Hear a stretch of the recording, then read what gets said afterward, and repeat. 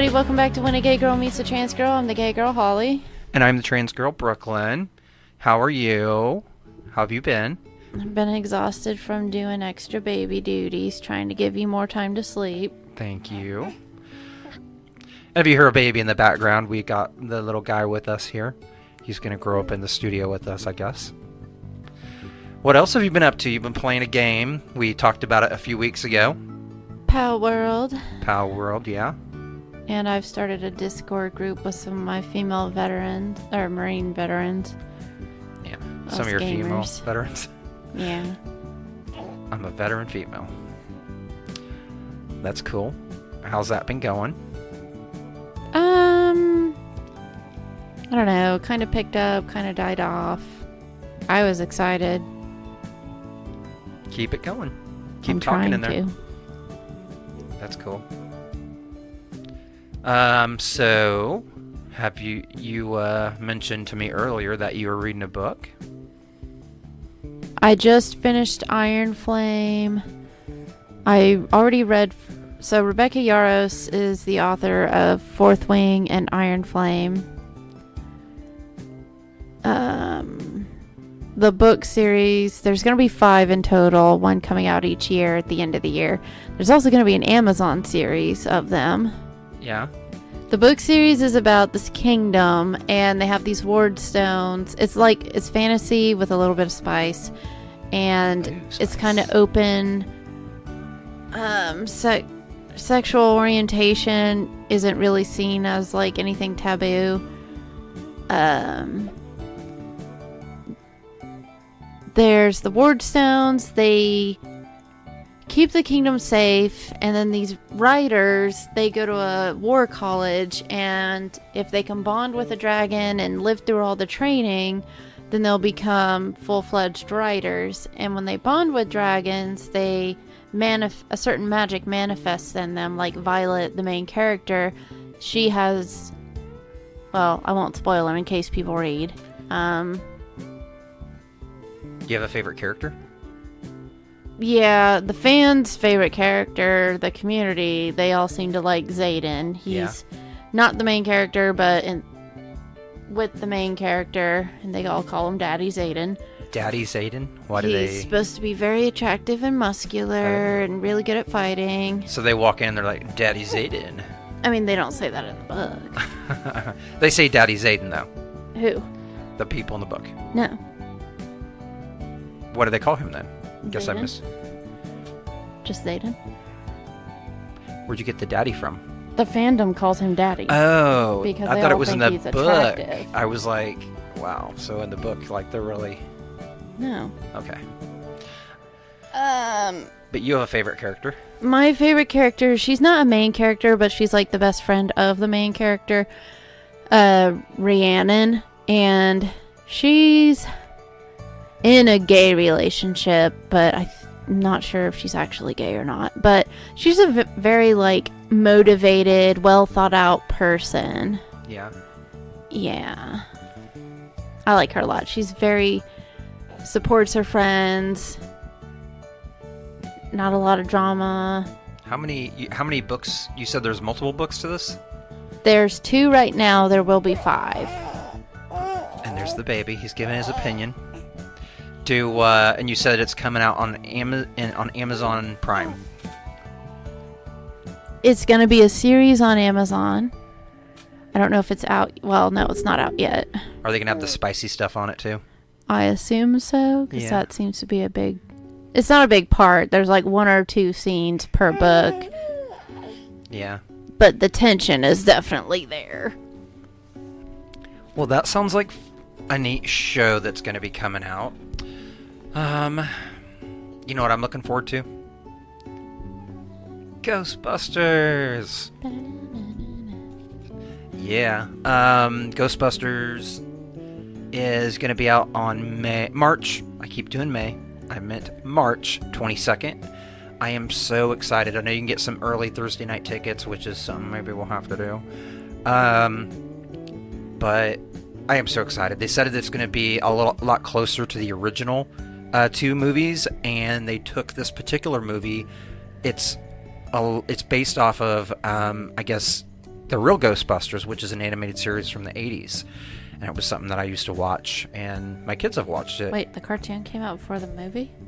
No, the movies came out first. The first movie came out in like 84 or 85, I think. I could be wrong on the date there. But then the Ghostbusters, I think it came out in like 88, 89.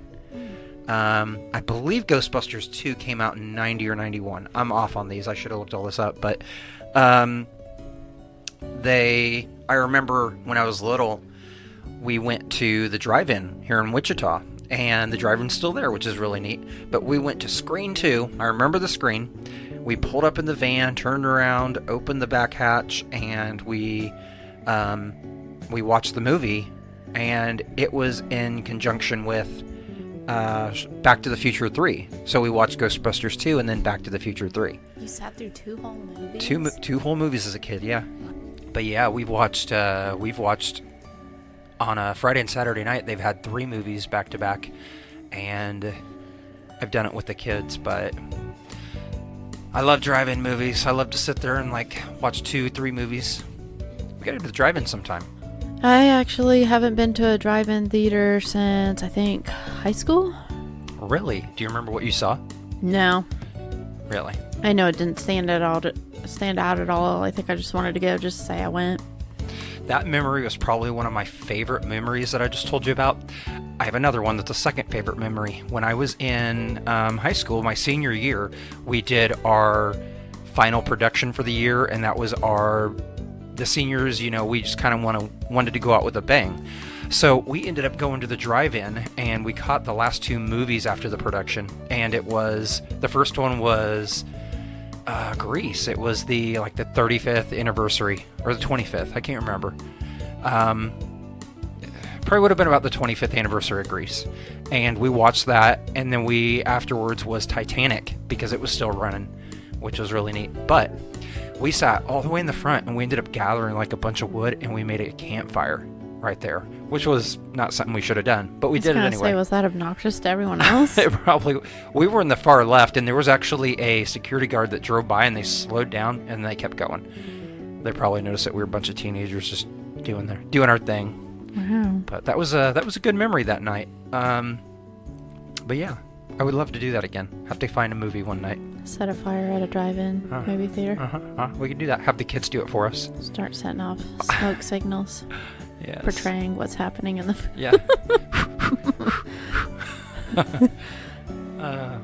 Going back to Ghostbusters real quick, it is coming out on Friday, March 22nd, and it does have some early previews. It looks like on Are they going to have any of the women in it, like Kate McKinnon? No, this isn't part of that universe. Probably Kate McKinnon. I did not like that movie. I felt like the story behind it was good, but the comedy was a little too raunchy for me. They did too many raunchy jokes, and that's what made it less of a go-to film for me. But I'll watch it again. It just isn't something that I consider one of my favorites at all. It doesn't belong in that universe. They're their own thing to me. But I have been reading. Let me kind of go off kind of same topic here. Kate McKinnon? No. I can't find the article now, but they were actually talking about how fans have been mad about the trailer not being what they expect. They didn't like it. For this? Yeah, for this. Oh. But well, hopefully the movie's really good. I'm sure it will be. Here it is. It's from startfacts.com. It says Ghostbuster fans are not holding back on their disapproval of Frozen Empire movie. Oh, I'm actually excited about that because it looks like Day After Tomorrow. Yeah. They mentioned that, here's a quote from Redditor Mexican Katru. They say, the way they have stirred the franchise is really baffling to me. The original film is not like this at all. It is a bunch of comedians talking the piss and making jokes at the weird blank happening. I don't know why you would try to make an earnest nostalgia trip out of that, but I guess you have to find new ways to milk the cow. So they're doing what they did in the female Ghostbusters, but trying to add some familiarity with it still. I think what they're talking about with Ghostbusters is they're making it more kid-friendly. You know, they're making it about a family fighting ghosts and having fun and a bunch of kids involved, and that kind of does sway away from the original Ghostbusters. However, the original Ghostbusters, when they talk about them being raunchy and all that, they weren't that raunchy. Even for the 80s, I mean, you talk about like... I don't know, a few things Bill Murray said, and I was like, what? I mean, the 80s, they had Porky's, of all things. I never saw that. You know, it's language and nudity left and right. And then you have a film that has a little bit of some stuff in it. And some of it, even if you're a kid, you don't understand. Like when one of the Ghostbusters is laying on their back and their zipper comes undone and they see a ghost floating above them. I didn't know what that meant, and they threw that in there because kids could watch it and not know what that meant until you hit puberty.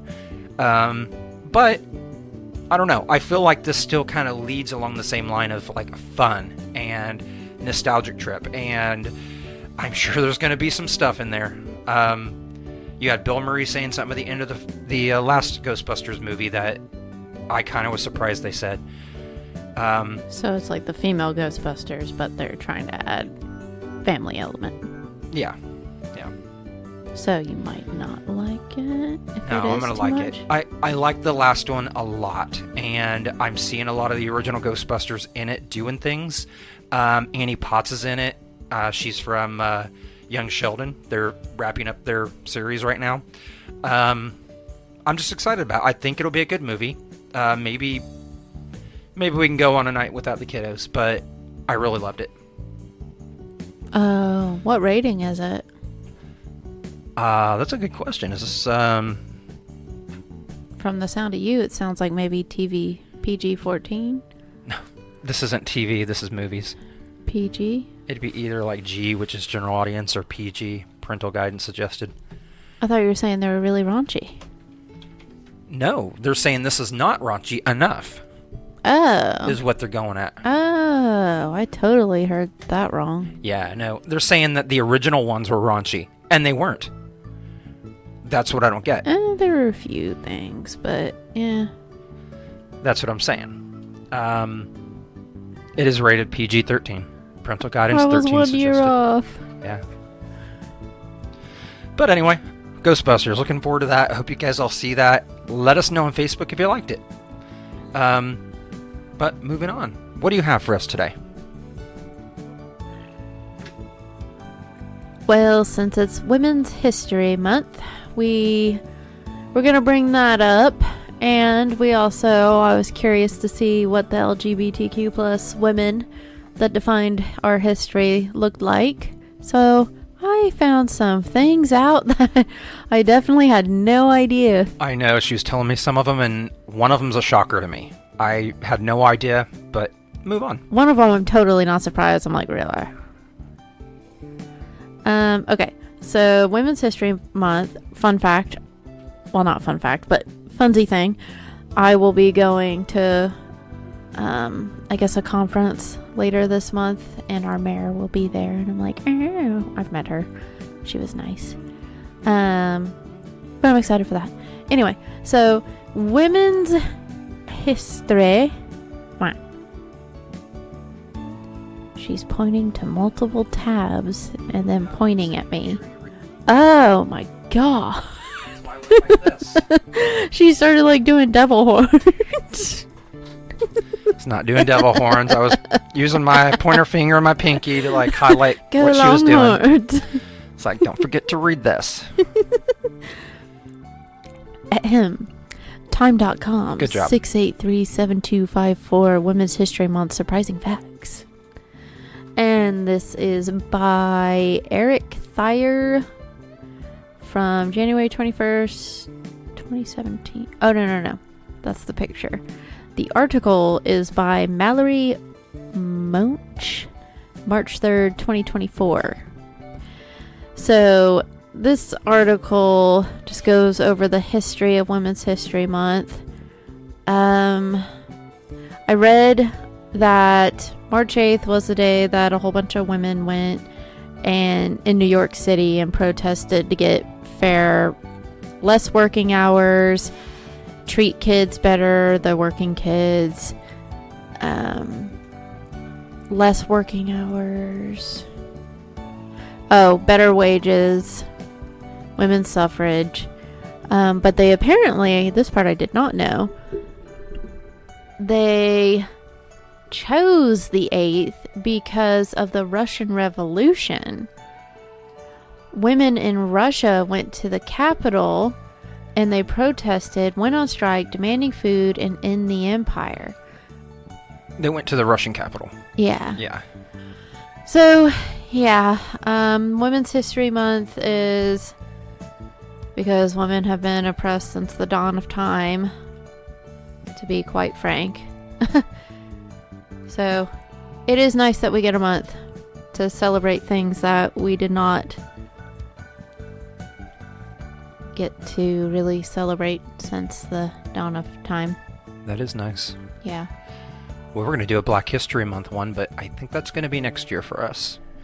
I'm going to skip to mine here. Mine is from womenhistory.is.edu. It is a article that is from June 3rd, 2021, and it's called LGBTQ plus women who made history. And this is, the first one is Josephine Baker, which I have heard of her. Yeah. She's an entertainer and activist. Josephine Baker performed in vaudeville showcases and in Broadway musicals, including Shuffle Along. That's actually a good musical. In 1925, she moved to Paris to perform in a venue. When the show closed down, Baker was given her own show, and she found stardom. She became the first African-American woman to star in a motion picture and to perform with an integrated cast at an American concert hall. At the March on Washington in 1968, Baker was the only woman speaker. In her speech, she honored fellow women civil rights activists. And she was someone who had relationships with both men and women throughout her lifetime. Yeah. I'm a huge theater person, so that one hit me. Alright, I got the 2 really big whammies. I'm going to do one whammy now and another whammy next. Bam. After like Brooklyn. That. Yeah, it'll be in your face. Okay, in your face. This is... Oh, that's from Bob's Burgers. In your face. In your face. So, this is LGBTQ plus. Women defined our history. It's time to acknowledge it during Women's History Month and beyond. It's from them.us by Quispe Lopez, March 13th, 2023. Alrighty, so the first one that I was like, holy moly, astronaut Sally Ride. I know. Oh. Yeah, unless we were living under a rock, but I know. I've never heard anyone else say it. Lesbians in space aren't... Should be a movie. Should be a movie called Lesbians in Space. Oh my god. 6 lesbians. Everybody fighting over the kitty. Spicy. Oh my god. Well, imagine that lesbian circle drama. I know. Okay. The net from the L Word is just what I'm imagining. You know, they might be really productive though. I mean, lesbians like to get stuff done. Yes, they do. I'm winking at her. Yes, they do. I'm squinting at her. I know. The wrong kind of getting stuff done. Sorry. So, astronaut Sally Ride, lesbians in space aren't just a fear of Ben Shapiro. I don't know who that is. They're a real part of U.S. history. Astronaut Sally Ride became the first American woman to set foot in space in 1983 after completing a mission for NASA aboard Space Shuttle Challenger. Oh. After ending her career as an astronaut, Ride dedicated her life to getting kids to engage in science and teaching physics at the University of Cali, San Diego. Off the 405. She's on this trip with the Californians. The Californians. Take all the exits and get out of here.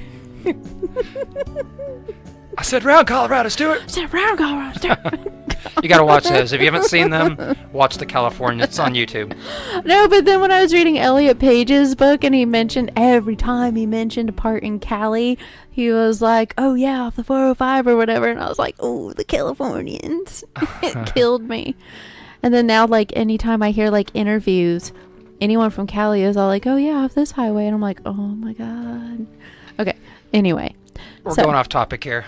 Ride kept her personal life private throughout her life, but after her death in 2012, it was revealed she had been in a romantic relationship with her business partner, Tam O'Shaughnessy, a woman, for over 27 years. Wow. She kept that a secret the whole time? Yeah, I just imagine Blanche from the Golden Girls being like, lesbians.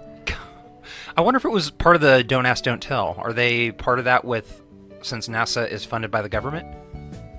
I wonder. That was for the military. Yeah, I know. I just wonder if that was kind of the same reason she kept it on a deal. Okay, so mine. Jane Addams. Jane Addams wore many hats in the late 19th and 20th century. The suffragist, social worker, activist, Nobel Prize recipient, Addams founded Chicago's Full House in 1889, a time when new immigrants lived and worked in harsh conditions. This settlement house provided healthcare, daycare, education, vocational training, cultural and social activities. It led to immigrant communities, created a new model for social welfare. Addams maintained a decade-long relationship with a philanthropist, Mary Rotz Smith. She marked by her loving letters to her. So that's interesting. She actually ended up on the stamp back in 1940. A 10-cent stamp. Huh. Yeah. You know, it's interesting because you talk about, like, it's just come out, but so many prominent people like this have been known to be gay. I wonder if it just kind of, you don't talk about it back then. So I was looking at Tam O'Shaughnessy, and she looked just like the female astronaut from Bob's Burgers. Spitting image, right? Yeah, looks pretty close to her. Remember the one where Linda was trying to get her to say all these things? Mm-hmm. I was trying to look to see if she was a black belt, just like in Bob's Burgers. A black belt? Yeah. They might have modeled her off her. She was apparently a professional tennis player and co-founded a science education company with her lesbian love. Alright, so my next one. Get this. Eleanor Roosevelt. Dun, dun, dun. Yes, the Eleanor Roosevelt. The president's wife. Yes. She had a political marriage to former U.S. President Franklin Delano Roosevelt, but her lifetime of meaningful queer relationships is less known. The former First Lady's closest circle of friends included a group of powerful lesbians. Powerful lesbians? Transform! Okay, the former First Lady's closest circle of friends included a group of powerful lesbians such as playwright Terry Baum and journalist Lorena Hickok, while many newspapers of the time said they were simply the very best of friends. Roosevelt and Hickok, I'm not sure how to say that, exchanged nearly 4,000, good night, 4,000 torrid love letters throughout their 30-year relationship. Wow. Rich with lines straight out of a lesbian period piece, such as this one from the First Lady herself, quote, "Funny was that I couldn't say je t'aime and je t'adore as I long to do, but always remember that I am saying it, that I go to sleep thinking of you." End quote. Aww, that's so sweet. 4,000! Wow. 4,000 love letters! I'm going to start writing you love letters every day. I still wouldn't hit 4,000. That's multiple a day. Yes, that's a lot. Wow. That's crazy. I don't think I can follow it up on that one. That's big. 30-year relationship. I know. That's crazy. I wonder if the president knew. That'd be sweet if he did. Look that up. Let's see if he knew his wife was gay. I mean, I don't know what I'd do if I found out you were gay. Wow. Okay, so apparently they agreed to have a loveless marriage. They just got together to form a partnership. I'm not going to go into the whole, I'll read it on my own time. You guys can read it on your own time. Yeah. But apparently they just got married for political markings. That's interesting. It is interesting. So, I don't want to dive too deep into this, but I wonder if she was actually having relations with this girl. What? Wouldn't she be after 30 years of a relationship? I just wonder if that was like too taboo then. Maybe she did. I don't know. In love with someone? I mean, if she was asexual. She probably did. So, forget that question. Do you have one more? No, you know what? I'm going to call that good. Really? Yeah. I have more for next year. I've got quite a few here. I was going to go into one, but I think I'm going to hold off there. Okay. So, something on a little bit lighter note. What do you have for gay gaming today? Gay gaming. Gay gaming. Okay, so, Palworld. But Palworld, huh? Yeah, you can capture humans, and I've been having a bit of fun with that. Yeah. Making them do my farm work and... You're bidding. Selling them. Good as that can sound. They have different traits. Some of them are good at farm work. Some of them are good at shooting things. So how do you use, like, you can capture the humans. How do you use them? Do you have, like, a house you built? What do you... Yeah, you can craft in the game. If you've played Ark, the building is just like Ark. I have a lovely wooden cottage in the middle of an evergreen forest, right by a river. You, the other day, Carson, Notch guy, he plays with you, and he ran upstairs, like, where's Holly? And I was like, upstairs? And he goes, running upstairs, and then he goes running downstairs. I'm like, is everything okay? And you come running downstairs, and you run around the corner, I'm like, what are you doing? And you're like, our village is being attacked! Yeah, you can get raided. Which, so far the raids really aren't that hard. It would just suck if you didn't have any good pals to protect your base. But you can't really hit pause in the game, so it's kind of hard for me to play this game with the baby. Like, he's got to totally be asleep for me to play. So is this like real world, real time, just online somewhere? No, it's got its own day and night cycle. But you can't hit pause, so your character gets really hungry to the point of on the verge of death. So when you were running downstairs, you had your computer already on? Okay. Yeah, I had the game on and everything. Because I thought I wouldn't be gone too long. Man, that was something. Watching them run downstairs. It's a very neat game. It's not like Pokemon. Like, there's so much more. They have different traits, and they have certain jobs that they can perform, or that they're better at performing. They have certain bad traits that, like, makes them extra hungry, or makes them kind of lazy. It's interesting. So you have to pay attention. So you can have your Palworld creatures do stuff for you? Make things? My pals? Yeah. Mm-hmm. Okay. That's interesting. Yeah. It's really cool. That's a very fun game. I foresee you playing it for another week at least until you get into the next game. Another week. Wow. Or until I buy it. She'll probably play it for the next month and be like, okay, just buy it. And I'll buy it the next day. Oh, I came up with this new game. That's the way she is. I like to try new games. Do you have any games coming up that you're really looking forward to? Final Fantasy VII just had their second part come out. And people are apparently just now realizing there's going to be 3 parts because there were 3 CDs, which I didn't think that was anything new. I expected that. I'm not sure. Maybe they never played the CDs. I still have the original CDs. Yeah. And the original guidebook. Oh, that was a first exposure to sadness in a video game. I actually re-downloaded the original on my phone. I'm gonna play through it again at some point. Maybe on my breaks at work. Well, I don't really get breaks at work, but when I have some downtime at work. Well, I guess that's it with gay gaming. Got any plans this week? Me and some of my work people, we just started a challenge. Well, we planned out the challenge today. The challenge won't start until after spring break when people come back. But since everybody has we all have different bodies, so what one person does doesn't mean it's going to work, or you're not going to like lose weight the same rate as other people.